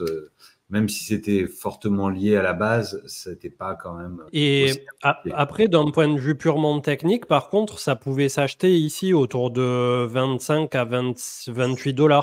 Belle consolidation sous un point pivot de 2021, et tu jouais 21 à une centaine de dollars. Si j'avais pris un trade en mode pur trade, c'est à peu près ce que j'aurais joué. Je n'aurais pas allé chercher jusqu'à 200 et des brouettes ici, parce qu'en termes de capitalisation, il a fait un nouvel ATH, alors que le cours, lui, n'a pas fait un nouvel ATH, puisqu'il y a des sols qui ont vu le jour, entre guillemets, ont été imprimés en cours de route. Mais d'un point de vue pur trading, entre guillemets, tu rentrais à 28, tu sortais à une centaine de dollars et tout le monde était content, et voilà. Mais sinon, le point bas, oui, il est à 7,93. Purée, peut-être les volumes étaient en train de dire qu'on pouvait acheter, parce que énormément de volume sur cet endroit-là, on le voit. Mais au moment où c'est arrivé, vu la tronche de la bougie et tout ça, j'avais pas envie de mettre des sous dessus, tu vois. Ouais, j'avoue. Franchement, il fallait... Là, la bougie, elle est massive. À ce niveau-là, c'est de l'investissement à l'espoir, parce que tu as toutes les métriques qui sont à 0, tu as le prix qui est proche de 0. Celui qui a investi là, c'est totalement à l'espoir. Ou c'est un mec qui suit pas, qui dit le Solana, ça avait le vent. Et après, aujourd'hui, par contre, au vu de ce qui s'est déroulé par la suite, pour étayer le propos, je pense que ce qui sera intéressant, c'est de voir où en sera Solana après le prochain bear market, quand il aura un cycle de plus dans les pattes. Donc, admettons que sur ce cycle, il va à 200, 300, 400 dollars, peu importe, où il terminera sa course. Je serais curieux de voir, en termes d'utilisation de la blockchain, le price action qui survivra au bear market, etc.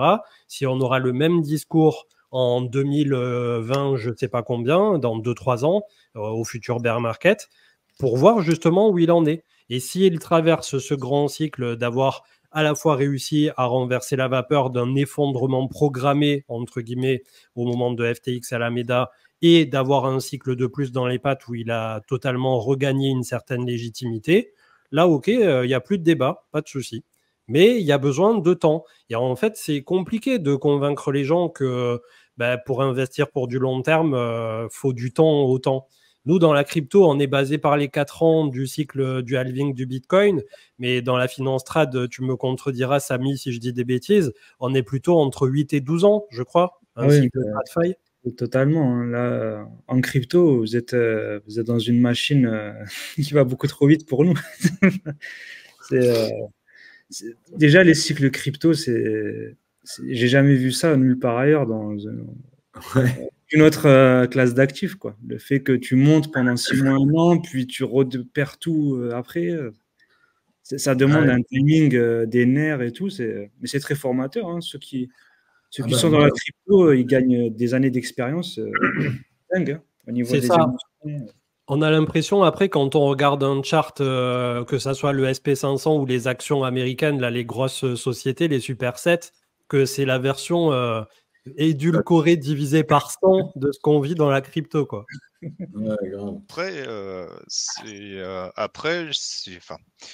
Peut-être que votre impression est différente, mais mon impression, c'est que les cycles de 4 ans, c'est de moins. Enfin, j'ai l'impression que les cycles de 4 ans sont de moins en moins perceptibles. Ou en gros, on a vraiment la crypto qui est en train de devenir une industrie à part entière avec ses propres secteurs particuliers.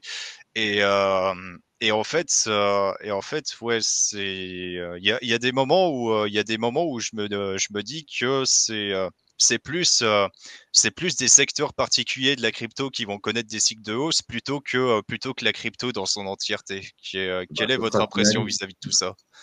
Tout à fait d'accord.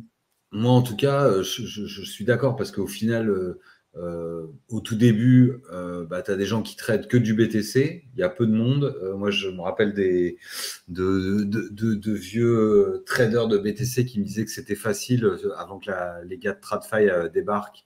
Donc on va dire avant 2018, quoi, grosso modo.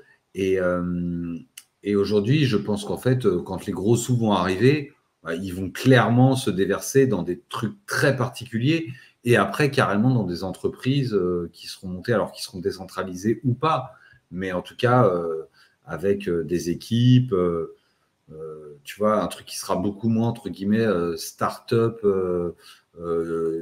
du garage. Comme ça peut être le cas depuis le début. Hein. Et je dis pas ça péjorativement parce que les gens qui font des choses dans leur garage, bah, des fois ça finit en Apple ou compagnie. Donc je dénigre pas. Mais en tout cas, voilà, de l'argent qui sera versé vers des secteurs qui seront prometteurs et clairement pas, tu vois, les mêmes coins, ceux qui me vendent ça en termes de ouais, c'est la culture, c'est une culture, le même coin, tu vois.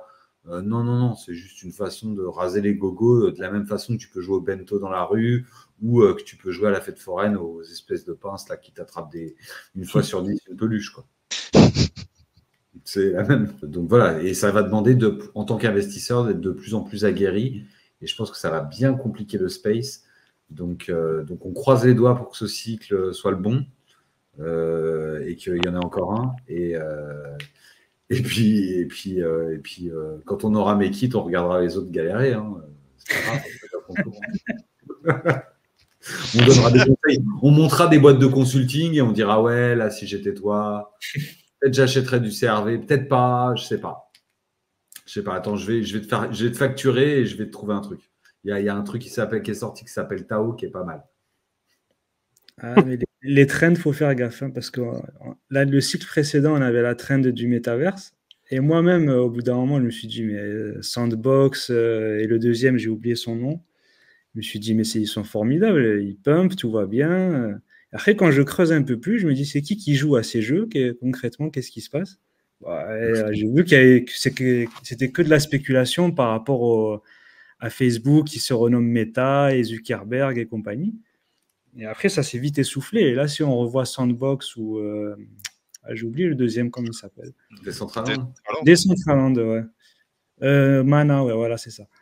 Et ben, les deux, là, ils sont pas très forts. Hein, là, je les ai vus la semaine dernière. Bah ouais, on n'en entend plus parler du métaverse. Bah non, le métaverse, c'était. Mais ce qui est très marrant, c'est le nombre de gens que j'ai vu vriller, c'est le futur, etc. Moi, j'étais pas trop dans ce délire NFT, métaverse, etc. Mais les applications. Peut-être c'était trop en avance sur le temps aussi, quand on voit que Apple, ils essaient de lancer leur casque, qu'au final, ça marche pas trop. Est-ce que c'est pas des trucs qui sont beaucoup trop en avance sur leur temps ou alors c'est juste un flop? C'est la question que je me suis posée. Je pense que dans Ready Player One, l'Oasis, ça a de la gueule. Decentraland, t'as pas envie d'y aller. Ouais, mais on n'est pas au point d'un point de vue technologique, du coup. On est moi, pas. pour moi, c'est ça, tu vois. Si t'es dans Bah, Ready Player One et tout, tu as envie d'aller jouer à Planète Doom et de zigouiller des gars, tu vois. Là, sur Decentraland, enfin, moi déjà qui suis pas un joueur de Minecraft, tu vois. bah, après, peut-être que le métaverse sera là, mais ça viendra probablement du Web 2 ou alors de l'industrie du jeu vidéo. Parce que en soi, quand tu regardes quand tu regardes Epic Games, quand tu regardes Riot Games et tout l'univers qu'ils sont en train de construire autour de leur jeu, bah, peut-être qu'on n'aura pas peut-être qu'on n'aura pas les casques VR, peut-être que ce sera pour plus tard, mais Ouais, tous les jeux que ces entreprises-là sont en train de construire, bah, ils sont en train d'assembler tout ça en un tout. Et peut-être que le métaverse ressemblera à quelque chose comme ça. Mais c'était une expérimentation, à mon avis. C'est pas des choses qui ont coûté très très cher aux entreprises qui ont testé ça, aux multinationales qui ont testé. C'était un peu pour être dans la hype, pour être aussi tu sais, à l'époque des réseaux sociaux, tout ça, quand il y a une narrative, ça fait toujours bien d'être dedans, hein, entre guillemets, tu vois, ça te fait que tu passes pas à côté. Il y a des gens qui sont payés, en vrai, par ces entreprises-là, pour être dans les narratifs du moment. Donc ça m'étonne pas trop. Bon, il y en aura, il y en aura d'autres a priori, quoi. Mais par contre, les métaverses, tout, je dis pas du tout que ça n'existera pas, hein. Je pense que ça a déjà existé. Je vois qu'il y en a qui parlent de Second Life, etc. Je pense qu'il y a les métaverses, ça ressemble un peu aux jeux massivement multijoueurs là, que ce soit dans l'espace ou dans les trucs comme ça. Second Life, ça cartonnait d'ailleurs, hein. Ouais, clairement. Il y avait beaucoup de monde. Mais en fait, tu as l'impression que les projets Web3, et on va revenir au sempiternel sujet, hein, ils lèvent énormément de pognon et derrière, ils font pas 1 centième de ce qu'ont fait le Web 2 avant eux sur des mêmes domaines avec 1/10 de l'argent, quoi. Mais c'est Et dur. ça, c'est un vrai problème, hein, dans le Web 3. Mais c'est dur. Bah, En fait, de créer. bah, Et puis, c'est pas ça, c'est que si tu veux des résultats en 2 ans, bah, c'est compliqué, en fait. Créer Ouais, mais ce genre Second de. Life, regarde, enfin, j'ai un souvenir assez vague de comment c'était foutu parce que j'ai pas du tout participé à ce genre de bail. J'avais vu que des vidéos ou des gens qui en parlaient, mais c'était assez rudimentaire, Second Life. Et pourtant, les gens, ils surkiffaient venir avec leur avatar, faire des fêtes, faire des trucs, enfin, tu vois, et c'était assez rudimentaire. C'est un Faire peu des comme signes. si on comparait les jeux des années 2000 pour ceux qui ont eu leur premier PC, l'avènement d'Internet, etc., par rapport à des jeux maintenant AAA qui sont super beaux graphiquement, vraiment ça déchire et tout ça, et tu te fais chier dans le jeu, tu vois ce que je veux dire? Ouais. Donc, je sais pas, il y a un truc où le Web3, on dirait qu'ils prennent tout pour acquis, il n'y a pas de réelle construction, et il n'y a pas un truc qui vraiment sort totalement du lot pour se dire, là, ils ont complètement surpassé ce qu'on voyait dans le Web 2. Il y a un peu ça, il y a l'argent, hein, toujours pareil, hein, les levées de fonds énormissimes pour Oui, un toujours. résultat hypothétique. Bon, c'est pas après les. Je vais pas redonner un nom qui a été cité récemment, mais il y a des projets qui se transforment presque en VC par la suite. Au lieu de continuer à comment dire, développer leurs propres projets dans les mesures que leur offre l'argent qu'ils ont levé, on se retrouve à avoir de l'argent, là aussi, je ne sais pas si c'est de l'argent de la levée ou quoi, qui finit par être investi dans d'autres projets. Et là, je me dis, c'est un peu bizarre comme manière de faire. Donc voilà, il y a pas mal de points un peu opaques dans tout ça qui, quand même, font se poser pas mal de questions, c'est clair. Il y a une possibilité, c'est que dans le Web 3, on n'est tout simplement pas assez de gens qui ont les compétences pour développer des jeux vidéo. Parce que en soi, les jeux sur la blockchain tels qu'ils existent actuellement, bah, c'est vraiment pas marrant en fait. C'est limite si tu joues uniquement pour gagner des tokens que pour t'amuser, tu vois. Alors que bon, quand tu regardes des jeux sur Steam, bah tu prends n'importe lequel qui est populaire en ce moment, tu t'amuses tout de suite. Donc, euh, donc ouais, c'est un peu ça que je trouve, c'est il y a des développeurs qui sont très doués pour faire des smart contracts, mais pas forcément pour faire des jeux. Ouais. On perd un peu l'aspect, comment dire, ludique et créatif, quoi. C'est peut-être qu'il y a besoin aussi d'avoir des vrais studios qui se penchent totalement sur le truc avec des équipes dédiées. Mais là aussi, c'est un peu finalement le débat qu'on a eu tout à l'heure par rapport à blockchain/IA. Est-ce que blockchain se prête totalement aux jeux vidéo? C'est là toute la question. Hmm. Bah, après, c'est désolé, là c'est désolé, me concernant, j'ai vraiment pas la technique nécessaire pour en parler. Mais faut quand même avoir conscience que l'échange de ressources en jeu, c'est un vrai marché, mais qui est absolument pas régulé. Quand on regarde Counter-Strike, tu as une plateforme d'échange de skins, tu as de skins d'armes. Et Steam prend 30% de commission à chaque échange, alors que 30% de commission, c'est absolument aberrant, et la blockchain pourrait être une vraie valeur ajoutée à tout ça. Mais après voilà, on développe pas, on pourrait développer des jeux, mais intégrer des mécaniques de blockchain par-dessus, ça doit certainement être un défi d'une autre ampleur. Ouais, et puis il faut que ça rentre dans les têtes, et puis il faut qu'il y ait des intérêts. Aujourd'hui, si tu sors un jeu et que tu prends 30% de tous les échanges, et que les gens s'achètent des avatars, des caisses, des couteaux, des machins, et qu'au final c'est une cash machine, qu'est-ce que tu veux aller regarder pour développer un truc from scratch qui est potentiellement 1000 fois plus hackable, où les gars vont perdre leurs clés, qui vont... Bah non, mais pourquoi faire compliqué quand on peut faire simple, tu vois. Ouais, et tu fais très bien de le dire, Manu. On avait eu un exemple avec Axie Infinity. Il y avait une blockchain qui s'appelait Ronin. Elle s'est fait hacker 2 fois. Donc au final, les jeux qu'on est capable de faire, c'est des jeux où tu cliques sur le hamster et tu gagnes des tokens. Allez hop, comme ça c'est réglé. Ouais. Et après, c'est listé en super nouveauté des plus gros échanges.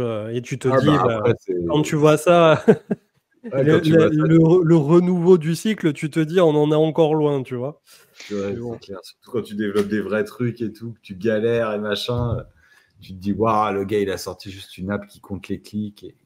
Après, un scénario un peu plus optimiste, ce serait qu'il y ait une équipe, il y a un projet blockchain qui fasse l'acquisition d'un vrai studio de développement et qui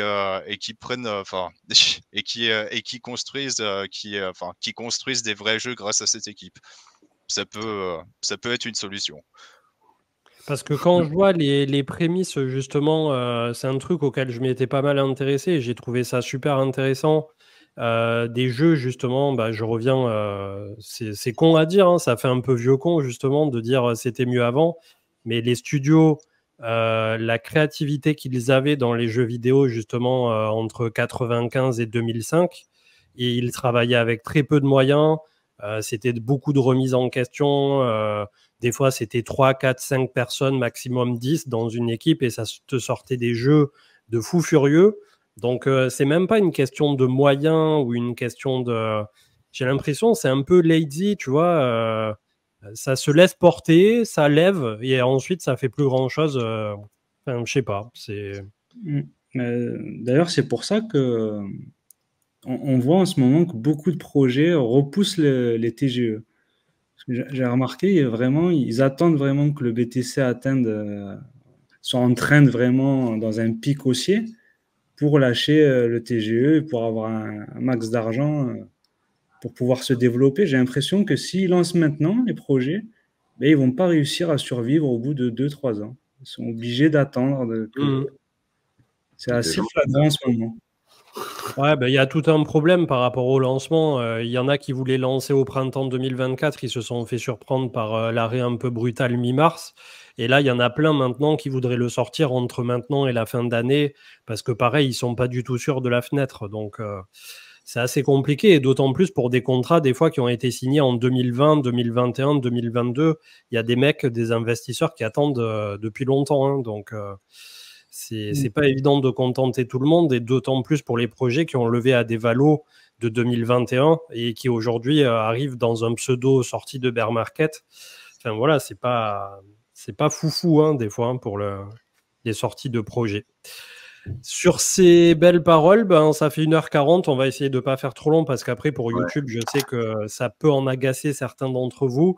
Et de même qu'il y en a qui adorent les émissions de 2 heures et plus, mais bon, voilà, on essaie de contenter tout le monde. Merci à tous d'avoir été là. Merci Manu, Stengarl, Samy, tu reviens quand tu veux. C'est toujours cool d'avoir le point de vue aussi sur les actions, la TradFi et tout ce qu'il y a derrière. On essaiera de plus en plus de développer ça sur la chaîne, bien entendu, pour avoir toujours une vision élargie de ce qui se passe sur tous les marchés, chose qui aujourd'hui a énormément son importance, même que pour ceux qui font que de la crypto.